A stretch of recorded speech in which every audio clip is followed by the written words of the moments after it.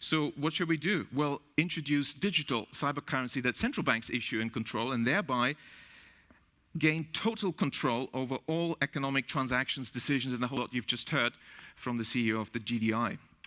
So the greatest concentration of central banking power in history is really the bid they're aiming at. That's the central bank's goal. And of course, digital accounts of dissenters and regime critics could be switched off. It'd be very difficult to even purchase necessities.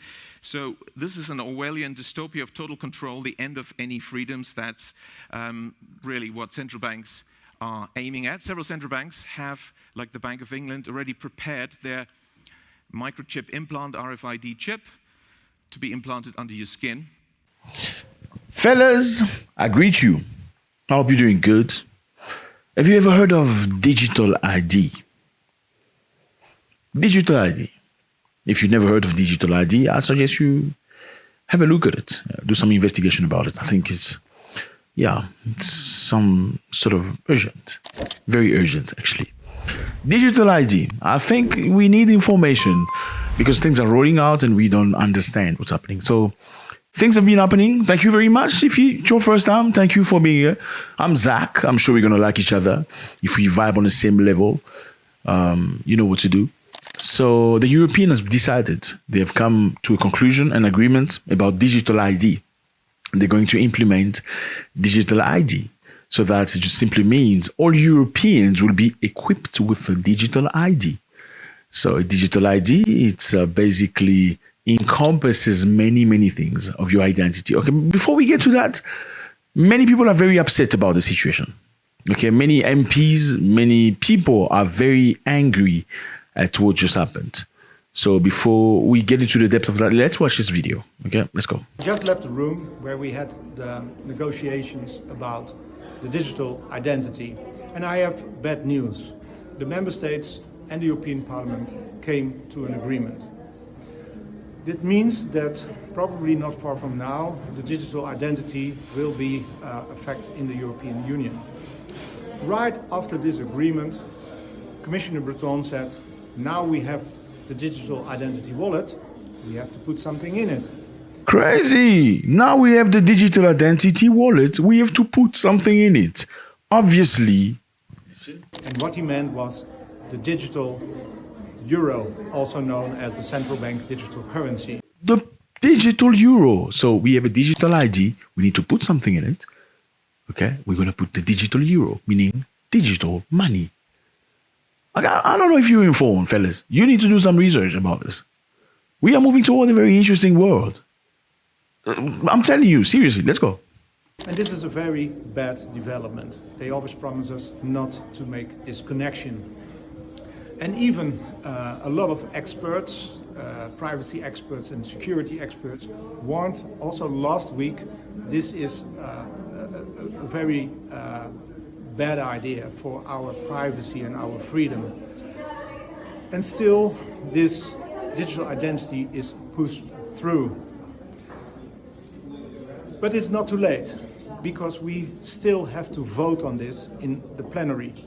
So what you can do, send your MEP from your member state an email and tell him or tell her that you are against this tool. Okay, fellas, you certainly have not heard about this man. I mean, the video you're seeing right here is a video extracted from Twitter.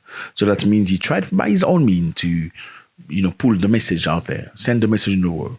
You know, some of these things, how they happen? They happen in the dark when nobody knows. When you're all busy about, what that country, that bombing the other country, things are actually happening. They're implementing new changes. So they want to bring about the digital ID, fellas. What's the digital ID? I'm sure you're going to see some of the videos here. They're going to try and explain to you what the digital ID actually is. I'm not going to make any explanation, but all I can say to you is they say under the new law of the EU will offer its citizens the so-called digital wallet on a voluntary basis. Voluntary basis. Of course, they have to use some of those words to tame you down. It's voluntary. You can choose to do it or you make a choice. Just remember, before they came with the ID card, okay, before ID cards were implemented, they said it's voluntary. You can choose to have an ID or not. It's fine. If you want an ID, you can go to the office. Just sign, put the fingerprint. They'll give you a little piece of paper. Then with time, things changed. Do you think you can get a job without an ID? Do you think you can go to hospital and get treated with no ID? Do you think you can go to school with no ID? Okay, after the ID, you got the passport. Africa never used to have a passport. Many other countries either. They brought that. Yeah, just putting it into perspective. Now, for you to go to the neighboring country, you need a piece of paper. You're identified by a piece of paper, no more by how peaceful you come. Anyway, let's continue. So the digital ID basically is going to encompass all information about you. It will contain digital version of your ID card, driving licenses, your diploma, your skills. So all your certificates or whatever, all your degrees will be into your digital wallet. Okay, your medical record. Okay, your bank information. I mean, you have your ID card, your driver's license, your degrees, your medical records, your banking information. Isn't that about your life? That's all your life online. That's all your life in one click. So you don't need to present it. You know what they say? Well, this is going to be good because it's going to be easy for you when you go to an airplane. You don't need to show a passport anymore. You just need to think and you go, yeah, you don't need to do anything. You want to pay for something. You don't need to bring all these. It's so tiring to bring your wallet along with you to go pay for a flight ticket. Just go and use your hand. Just go and, yeah. Are you that lazy that you need to, you can barely carry your passport or carry your wallet for some money? How crazy is that? So critics have come up. Critics say, however, digital ID is a building block for a coming European digital surveillance state. It's the building block for a coming European digital surveillance state. A way for the European Union and any governments to hold all their citizen personal information and track their every move. Interesting, isn't it? They can track your every move with your digital ID. I mean, if they know everything about your whereabouts, they know everything about your health, everything about what you purchase online. They know everything about your presence online. I mean, what's secret? They know your health. Who are you now? You nobody. The agreement was reached just days after 504 privacy and cybersecurity experts from 39 countries signed a joint letter strongly warning about the pitfall of the legislation. So security experts, cybersecurity experts have come together from 39 different countries, say this is not a good idea. Okay, this is not a good idea. But they voted a law. Obviously, who does this benefit? We all know who this benefits. It's basically a way to know exactly what you're doing, to know exactly where you're going. Well, they can easily, let's just get back to perspective, okay? A while back when we were blocked home, we couldn't get out for that thing that happened. Do you remember? In 2019, right? Okay. In some places in the world, you couldn't get back to you couldn't get back to your job unless you got, you know what I'm saying, right? You wouldn't get back to your job. I remember in many countries I visited that saw that, including South Africa when I was there during that time. I remember many people were cut off their job. They were retrenched. They were chased like diseases because they did not want to get, with a thing that has not been proven yet, right? You remember that? Exactly. So what has happened after that? They will not open anything to anybody. That's what they said. Unless everybody has been V'd. Remember? Isn't that what they say? They said nobody will get back to the job and whatever unless everybody is V'd. Now, what has happened since then? Has everybody been V'd? No. You know what happened next? You know what finished this? It was the war in Ukraine. It took the attention of everybody and nobody was focusing on this anymore. So all of a sudden, Vladimir Putin entered that thing everybody was worrying about while people were scrambling all across the world trying to find things to protect them from that. Remember in France said if you're not V'd, you are not going to a restaurant. Do you remember that? Nobody was allowed unless you have proven, you know what I mean? Do you remember that? In France, people could not go to restaurants, go to cinemas, go to theaters, unless if they have everything about you. And on a click of a button, because it's digital, it means somebody can manipulate it. They can switch it on or off. They can block it from accessing things or not. We are moving toward a world where they say things are warming up, you are using too much of whatever, and you're warming up and you're creating danger in the world. You know what that means, right? Now, we all heard about the story, people coming with concepts saying that everybody will be assigned an amount of heat they can produce per year or per week or per month. As soon as you've reached your cap, we're just thinking here, fellas, you reach your cap of whatever that is.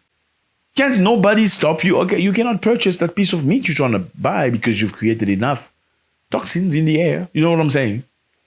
Why would you give up your medical records, your driver's license, your diplomas, your everything to some unknown entity? In order for what? And you know what they come up with? They say, okay, it's going to be easy for you. You don't need to carry anything. You can buy food easily. You can travel without being, worried about your documentation. No need to carry your wallet with your driver's license, your ID card. Everything is on your whatever. Now, my issue is this. Why? What's wrong with what's happening right now? What's wrong with the way we've lived for so many years? I believe that every innovation is not good for the well-being of people. I don't believe that. I don't think so. I think cell phones are great tools. Great tools for making calls. Absolutely great. I think cell phones can become very detrimental to society. We know cell phones have done very negative things. Back in time, people, when they met at the bus stop, people would say, hi, hello, how are you doing? Right? You remember? I'm great. My name is Craig, or my name is Matsepito, or my name is whatever. Okay, good. What's happening? Oh, I'm traveling. Oh, okay. Oh, I'm also an engineer and whatever. Oh, I'm looking for a job. Oh, really? We're looking for somebody. People used to do that. People don't do that no more today. People go to the bus stop. They look at everybody look at, it's crazy. They look at each other like they're a sack of potato and they just do this. That's cell phones for you. As much as it is good to make phone calls, people have disconnected from each other. Cell phones today, you can Google anything you like. That has stopped people from reading. People don't read books anymore. Back in time, people would read books so they can acquire intelligence. Today, people don't read because what they do is when they're faced with a conversation they don't understand, they just jump into Google to try and understand what's happening. And so they have cut off the ability of maintaining information because they trust a little piece of equipment that will give them a 2-minute knowledge. After they've spoken about that, whatever subject they're talking about, they forget it. Okay? Cell phones have enabled us to write with, fix our grammar error. Listen, give people a piece of pen and a paper. Ask them to write the same thing they write online. They will be unable to do it because of autographs and faults and stuff like that. That is just one very simple aspect of the danger that we incur. All I'm saying is, you remember in Canada, okay, truckers went through the street because they were not happy about certain things. And I personally believe, whether you're right or wrong, you still are a human being that deserves to be listened to when it's necessary. You are adult. You voted the people, supposedly voted the people in power. You know what happened to truckers in Canada? Because they had access to their whatever, they blocked their money from banks.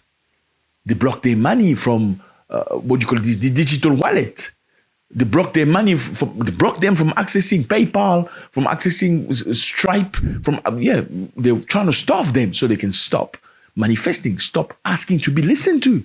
Now you tell me if you live in a world where you cannot access no cash at all, not at all. But then no cash, all your money is in a digital wallet. You have to show your face to access your funds.